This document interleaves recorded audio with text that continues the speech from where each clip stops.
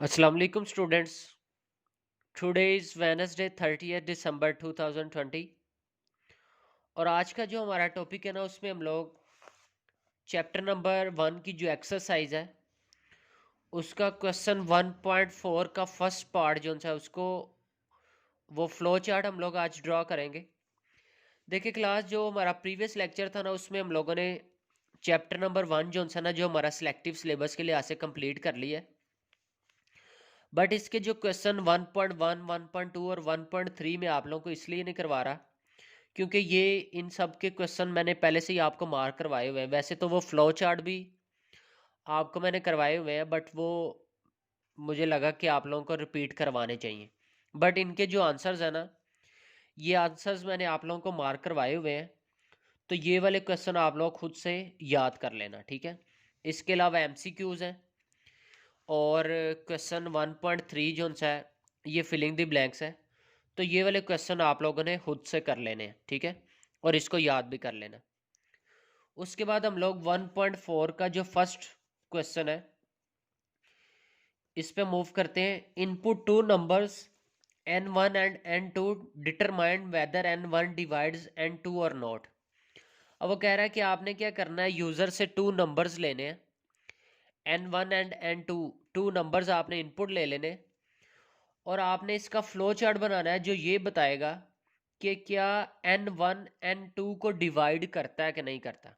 ये सिंपल हम लोग कहें तो हमने ये चेक करना है क्या सेकंड वाली वैल्यू n2 फर्स्ट वाली वैल्यू n1 पे डिवाइड होती है कि नहीं होती।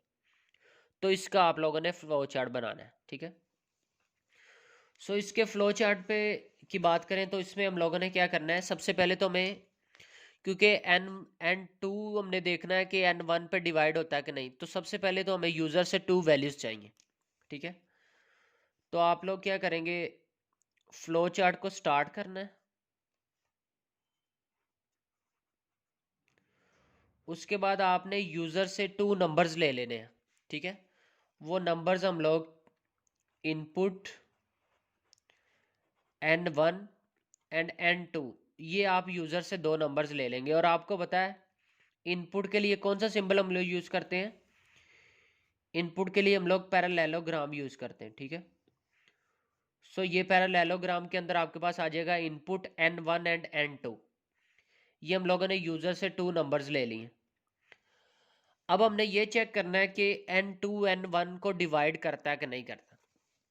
तो हमें ये कैसे पता चलेगा कि n2 n1 पर डिवाइड हो रहा है कि नहीं हो रहा। सो इसके लिए हम लोग क्या करेंगे, हम लोग ना रिमाइंडर फाइंड कर लेते हैं, ठीक है। जैसे देखो, लेट्स सपोज हम लोग कहते हैं जी n1 की वैल्यू है 10 और n2 की वैल्यू है 20। तो हमने देखना है n2 n1 पे डिवाइड होता है कि नहीं। तो हमने 20 को डिवाइड कर लिया 10 के साथ, n2 को n1 के साथ। तो 20 को 10 पे डिवाइड किया तो 10 टू ज़ार 20, ठीक है। अब देखें, इसका मतलब है जो 20 है वो 10 के टेबल में आ रहा है, तो n2 n1 को डिवाइड कर रहा है। तो जब भी कोई वैल्यू कंप्लीटली डिवाइड होती है तो आपको पता है जो उसका रिमाइंडर होता है ना, रिमाइंडर हमेशा ज़ीरो बचता है। सो n2 n1 को जब डिवाइड करेगा तो उसका रिमाइंडर क्या आएगा, उसका रिमाइंडर ज़ीरो ही आएगा, ठीक है। इसका मतलब है हम लोग यहाँ पे क्या करेंगे, और रिमाइंडर फाइंड करने के लिए आपको पता है हम लोग क्या यूज़ करते हैं, मॉडुलस ऑपरेटर यूज़ करते हैं, ठीक है। इसका मतलब है हम लोग क्या करेंगे, n2 का मोड लेंगे n1 के साथ, n2 का मोड लेंगे n1 के साथ, मतलब n2 को n1 पे डिवाइड करेंगे और चेक करेंगे इसका रिमाइंडर क्या आता है। इसको हम लोग स्टोर करवा देंगे rem वाले वेरिएबल के अंदर, रिमाइंडर वाले वेरिएबल में इसको स्टोर करवा देंगे, ठीक है। ये हमारे पास आ गया, इसको रिमाइंडर वाले वेरिएबल में स्टोर करवा दिया। उसके बाद आपने क्या करना है, यहाँ पे डिसीजन मेकिंग होगी, डिसाइड करेंगे कि आप ये डिवाइड हो रहा है कि नहीं हो रहा। तो इसके लिए आपने क्या करना है, देखिए अगर तो रिमाइंडर का आंसर आएगा ना ज़ीरो, इसका मतलब है फिर कंप्लीटली डिवाइड हो चुका है। और अगर रिमाइंडर का आंसर ज़ीरो के अलावा कुछ भी आएगा तो हम लोग कहेंगे जी कंप्लीटली डिवाइड नहीं हुआ, ठीक है। तो यहाँ पे हम लोग कंडीशन लगा देंगे rem इज ज़ीरो।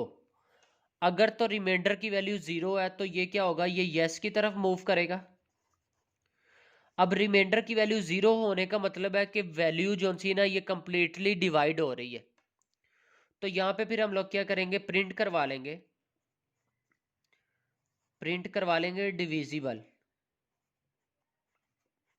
ठीक है, प्रिंट डिविजिबल। और इसको आपने, क्योंकि आउटपुट है, आउटपुट के लिए भी पैरेललोग्राम यूज करते हैं, तो ये हम लोग डिविजिबल प्रिंट करवा लेंगे। इसी तरह अगर रिमाइंडर का आंसर 0 नहीं आता तो ये 9 की तरफ जाएगा। जब 9 की तरफ जाएगा तो यहाँ पे क्या प्रिंट होना चाहिए, प्रिंट, फिर आएगा नॉट डिविजिबल। ठीक है, तो हम लोग क्या करेंगे, प्रिंट करवा लेंगे नॉट डिविजिबल। तो इसको भी आपने उसी तरह आउटपुट शो करवा रहे हैं तो इसको भी पैरेललोग्राम में हम लोग शो करवाएंगे। तो अगर तो रिमाइंडर का आंसर 0 होगा तो ये यस की तरफ मूव करेगा और आपके पास आंसर आ जाएगा डिविजिबल। और अगर रिमाइंडर का आंसर 0 नहीं आता तो 9 की तरफ मूव करेगा और आंसर आ जाएगा नॉट डिविजिबल। ठीक है, उसके बाद आपने क्या करना है, इसको एंड करवा लेना। अगर डिविजिबल प्रिंट होता है फिर भी आपका फ्लो चार्ट यहाँ पे एंड हो जाएगा, टर्मिनेट कर जाएगा। और अगर नॉट डिविजिबल प्रिंट होता है तो फिर भी फ्लो चार्ट यहाँ पे आके टर्मिनेट कर जाएगा। ठीक है, सो क्लास इस तरह जो सा ना हम लोग ये चेक कर सकते हैं कि सेकंड वैल्यू फर्स्ट वाली पे डिवाइड हो रही है कि नहीं हो रही, उसका हम लोग फ्लो चार्ट ड्रॉ कर सकते हैं। ठीक है, सो क्लास इसी का आप लोगों ने इसी फ्लो चार्ट को अच्छी तरह से अंडरस्टैंड करना है और इसी की आप लोगों ने प्रैक्टिस भी करनी है। Thank you so much.